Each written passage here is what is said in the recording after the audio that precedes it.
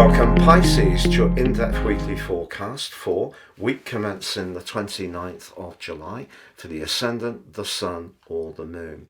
I'd just like to tell you about my very special annual offer.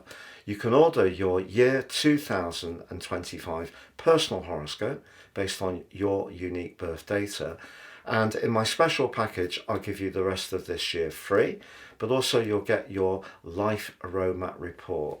The combination of all this information will give you so much to work through, and it is fantastic value. The Sun in Leo is in a very practical part of your situation, but brilliant for revitalizing your approach to everyday structures, but anything to do with your physical well-being, your diet and your exercise routines. Jupiter in your fourth house, very much to do with how you feel about things and your home and family life. The link between Jupiter and the Sun could see you making your home that much smoother in terms of the way it operates, perhaps moving furniture around, decluttering, creating that oasis that really works both efficiently but gives you that sense of peace and tranquility. But Mars, like Jupiter in your fourth house, does forge a bit of an irritable clash to Mercury at the very start of this week. Mercury is now in the part of your situation to do with relating, but it is in its pre-retrograde shadow. You could feel a bit impatient with someone if you don't hear back from them quite as quickly as you would like at the start of this week. And also another thing that can happen this week is that you could try and be too efficient and too virtuous because of the moon's clash with the Sun, which occurred at the end of last week, the quarter moon, but does provide a backdrop of energy for the whole of this week. So there is the potential for a little bit of tension. Also, Uranus in your third house, very electric energy, is clashing with Venus in your sixth house.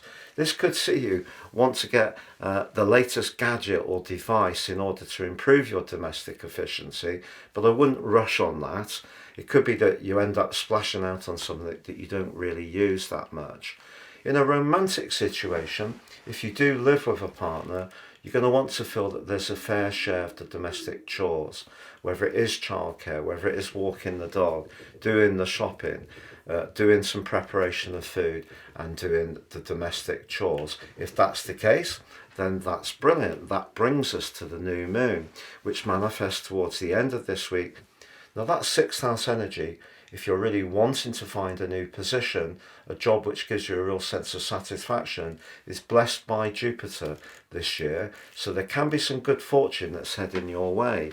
But I think it's the link between the Sun and the point of destiny, the North Node on Thursday, which is really going to help you greatly.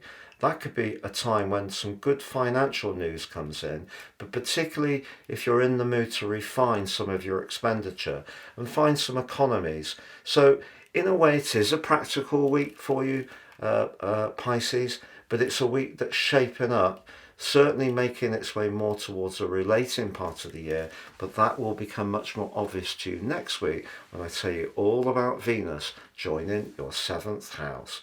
Have a great week. Take care and goodbye.